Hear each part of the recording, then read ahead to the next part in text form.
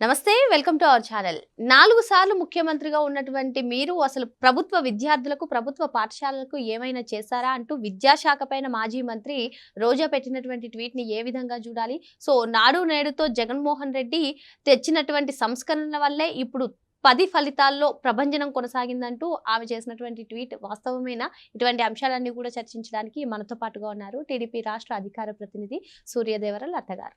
నమస్తే మేడం. నమస్తే మేడం, ఎన్నడూ లేని విధంగా ఈసారి ఆంధ్రప్రదేశ్లో 10వ తరగతి ఫలితాల్లో ప్రభుత్వ విద్యార్థుల హవా కొనసాగుతుందని చెప్పుకోవచ్చు. మరి అడ్వర్టైజ్మెంట్స్ కూడా చూసుకున్నట్లయితే ఎప్పుడు ప్రైవేట్ పాఠశాలకు ఉంటాయి, దానికి భిన్నంగా ఈసారి ప్రభుత్వ పాఠశాలకు కూడా మనం చూసాం అడ్వర్టైజ్మెంట్స్ అన్ని కూడా. సో లోకేష్ గారు తీసుకొచ్చినటువంటి సంస్కరణల వల్లే ఇవన్నీ సాధ్యమయ్యాయని చాలా మంది చెప్తున్నారు. అయితే ఇప్పుడు ప్రస్తుతం మాజీ మంత్రి ఆర్కే రోజా గారు ఒక ట్వీట్ చేశారు. అసలు 4 సార్లు ముఖ్యమంత్రిగా చేసినటువంటి మీరు ఎప్పుడైనా విద్యా వ్యవస్థలో సంస్కరణలు తీసుకొచ్చారా? ప్రభుత్వ విద్యార్థులకు ఏదైనా చేశారా? ఒక్క పని చేశారా?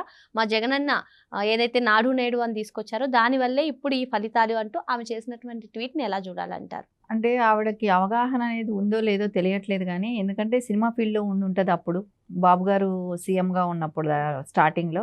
సో ఆవిడకి రాజకీయ అనుభవం లేదు, అందుకని నోటుకొచ్చినట్టు మాట్లాడుతుంది. ఎందుకంటే బాబు గారు సీఎం అయిన దగ్గర నుంచి విద్యార్థులు అనేవాళ్ళు ఎంత ఉన్నత స్థాయికి వెళ్ళారనేది బాబు గారు అరెస్ట్ అయినప్పుడు చూసాం ఎగ్జాంపుల్ మనం.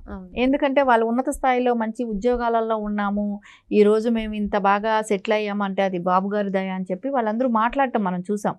అది ఖచ్చితంగా అది మనకు రిజల్ట్స్ కనపడ్డాయి.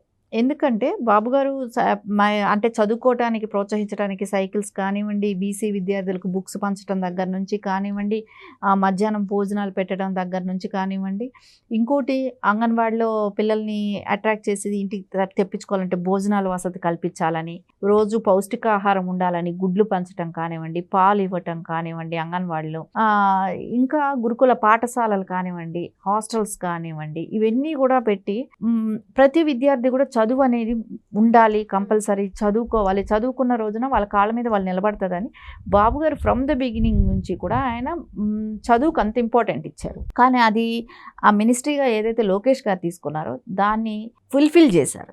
ఎందుకంటే ఆయన మనం గతంలో 14 నుంచి 19 వరకు తీసుకున్నా కానివ్వండి, ఇప్పుడు 24 నుంచి ఇప్పుడు తీసుకుంటున్నా కానివ్వండి, ప్రభుత్వ పాఠశాలలో చాలా డెవలప్మెంట్ అనేది అయితే కనపడుతుంది. ఎందుకంటే మనకు ఎక్కువ శాతం టీచర్స్ అనేవాళ్ళు బోధించడం అనేది ఇంపార్టెంట్. కానీ జగన్మోహన్ రెడ్డి గారి హయాంలో ఏమైందంటే టీచర్స్కి ఇచ్చిన పనులే కానివ్వండి, టీచర్స్గా ఒక్క పోస్ట్ కూడా వేయలేదు. ఇప్పుడు రిటైర్డ్ అయిపోయిన వాళ్ళు అయిపోయిన తర్వాత పోస్టులు అంటూ భర్తీ చేయాలి కదా.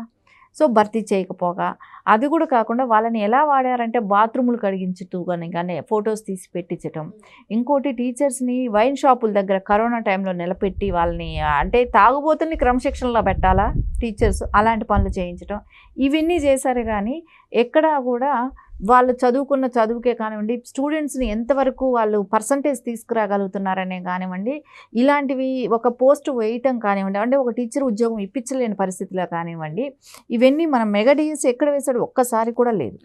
అవన్నీ కూడా జరిగాయి. డిఫరెన్స్ మనకు కనపడుతుందా?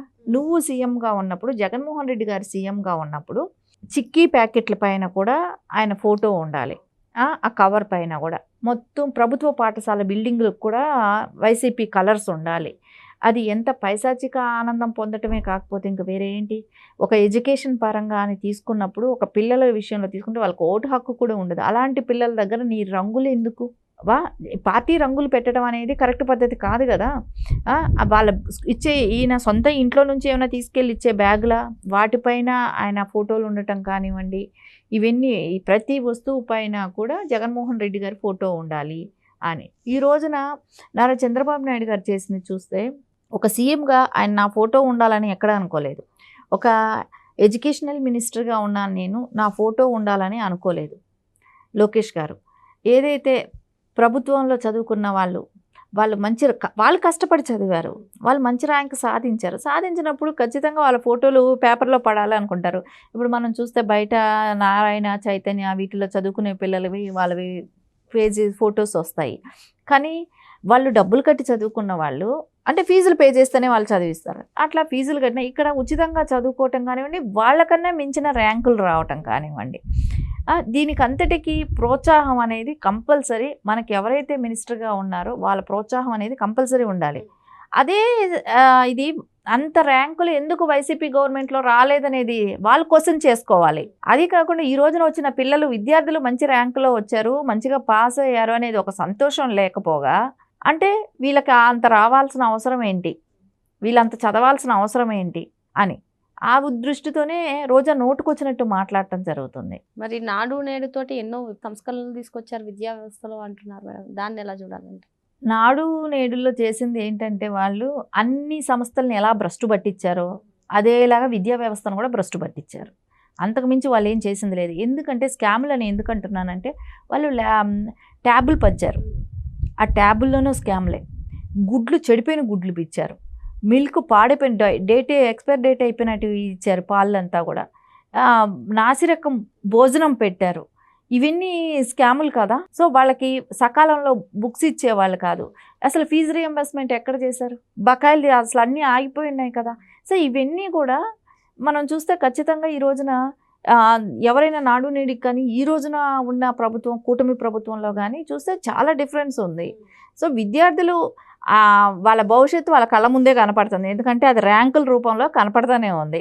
అది కాకుండా నారా చంద్రబాబు నాయుడు గారు విజనరీ లీడరు, అందుకు సంబంధించిన చాలా ప్రూఫ్స్ ఉన్నాయి. ఈవిడ కొత్తగా వచ్చి నారా చంద్రబాబు నాయుడు గారిని విమర్శించే స్థాయి రోజాకి లేదు. ఇప్పుడే కాదు, ఇంకో తరం వచ్చి పుట్టి పెరిగినా కూడా ఆవిడ ఇంకొక జన్మ ఎత్తినా కూడా ఖచ్చితంగా నారా చంద్రబాబు నాయుడు గారి గురించి మాట్లాడే స్థాయి ఆవిడకి లేనే లేదు. అలాంటిది ఆవిడ వచ్చి నారా చంద్రబాబు నాయుడు గారి గురించి మాట్లాడుతుంది అని అంటే అసలు చాలా వినేవాళ్ళకి చాలా అసహ్యం ఉంది. ఈవిడ మాట్లాడటం ఏంటి, ఈవిడ దెయ్యాలు వేదాలు వర్లిస్తాయి అన్నట్టు జగన్మోహన్ రెడ్డి గారి చేసే తప్పులు కోకొల్లలు, దాన్ని గురించి వెనకేసుకుంటూ నారా చంద్రబాబు నాయుడు గారి గురించి మాట్లాడుతుందంటే అసలు ఈవిడికి వ్యవస్థ ఎలా నడుస్తుంది, వ్యవస్థను ఎలా నడిపిస్తున్నారు, ఇవన్నీ తెలిసి కూడా మాట్లాడుతుందని అంటే ఇంకా ఆవిడని ఇంకా ఏ రకంగా మనము ఆలోచించాల్సిన, అంటే మైండ్ బాగుంది మాట్లాడుతుందా లేక మాట్లాడుతుందా. ఎందుకంటే తమిళనాడు ఎలక్షన్కి వెళ్ళి అక్కడ పాదం పెట్టొచ్చింది, ఆ పాదం మహిమ మొత్తం ఇప్పుడు ట్రోల్ అయిపోయి మొత్తం తమిళనాడు కూడా మొత్తం కోడేకి వస్తుంది రోజా గారు. అది డైవర్ట్ చేయడం కోసం ఈవిడ ఈ రోజున నారా చంద్రబాబు నాయుడు గారిని మాట్లాడటం జరిగింది.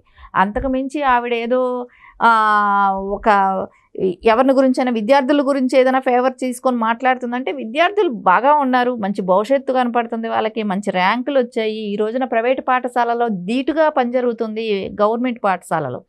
సో అలాంటప్పుడు అందరూ కూడా మనకి ఏదైతే విద్యాశాఖ మంత్రిగా ఉన్నారో ఆయనకి కోకొల్లలుగా అప్రిషియేషన్స్ వస్తున్నాయి. ఎంతమంది మెచ్చుకుంటున్నారో, ఎంతమంది లీడర్స్ మెచ్చుకుంటున్నారో, ఈ పార్టీ ఆ పార్టీ అని లేదు. అంత గొప్పగా మాట్లాడుతున్నప్పుడు ఈవిడ అది జీర్ణించుకోలేక ఏదో ప్రెస్ మీట్ పెట్టి ఏదో ఒకటి మాట్లాడాలి, ఏదో ఒకటి చేయాలన్నట్టే ఉంది ఆవిడ. మేడం, అయితే విద్యాశాఖ మంత్రిగా నారా లోకేష్ గారు ఇప్పుడు మధ్యాహ్న భోజన పథకాలు కానివ్వండి, లేదంటే మెగా పేరెంట్ టీచర్ మీటింగ్ కానివ్వండి, ఎప్పటికప్పుడు పిల్లలతో మమైకం అవుతుంది మనం చూస్తున్నాం ఈ 2 సంవత్సరాలుగా కూడా. మరి గడిచిన 5 ఏళ్ళలో అంటే నాడు నేడుతో ఎన్నో విప్లవాత్మకమైన మార్పులు తీసుకొచ్చారని రోజా గారు చెప్తున్నారు కదా. అప్పుడు విద్యాశాఖ మంత్రిగా ఇద్దరు పనిచేశారు. ఎప్పుడైనా విద్యార్థులను కలవడం లేదంటే ఆకస్మిక తనిఖీలు చేయడం చేశారంటారా?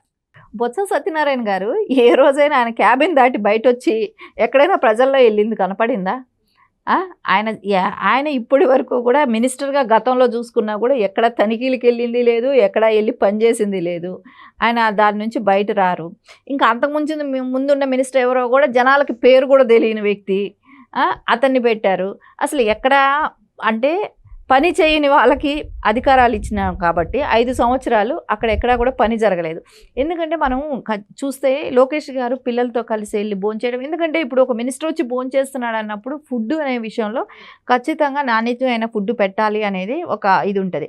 ఒకవేళ ఈరోజు మినిస్టర్ వచ్చారు కాబట్టి ఈరోజు మంచి ఫుడ్ పెడతారు, రేపు సరిగా పెట్టరు, అది పిల్లలే డైరెక్ట్గా చెప్తారు కదా, పిల్లల్ని అడుగుతున్నారు కదా. సో ఆ భయము అధికారులకు ఉంటుంది. సో మంచి నాణ్యమైన ఫుడ్ పెట్టాలి, పెట్టకపోతే నెక్స్ట్ చెప్తారేమో, ఎప్పుడైనా రావచ్చు లోకేష్ గారు, ఏ స్కూల్కి ఎప్పుడు వస్తారో తెలియదు అన్న భయం అయితే ఖచ్చితంగా అందరికీ స్టార్ట్ అయింది.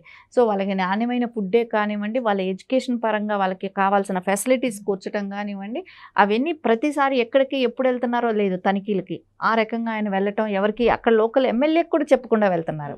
అంటే ఏంటి, మనం వెళ్తే అలర్ట్ అయిపోతారేమో, మనం కరెక్ట్గా టైంకి వెళ్ళాలి అనే ఇదైతే ఉంటుంది. కాబట్టి ఖచ్చితంగా ఆ రకంగా ఆయన అంత ఒక్కరోజు మిస్ చేసుకున్నా మనం ప్రజల్ని కలవలేమేమో అన్నట్టు ఆయన గంట కూడా మిస్ చేయకుండా ప్రజలతో అంత మమేకమై ఉన్నారు లోకేష్ గారు. అలాంటి ఆయన గురించి ఈవిడ మాట్లాడటం అనేది అందరం చూస్తున్నారు, ప్రజలందరూ చూస్తున్నారు. ఇప్పుడు వర్క్ ఎలా నడుస్తుంది, విద్యార్థులు ఎంత బాగా ఈ రోజున వచ్చిన రిజల్ట్స్ చూస్తుంటే, ఇవన్నీ చూస్తుంటే ఖచ్చితంగా ప్రజలందరికీ కూడా అర్థమవుతుంది కదా. ఈ తప్పుడు ప్రచారాలు నమ్మే పరిస్థితి అయితే ఏమీ ఉండదు.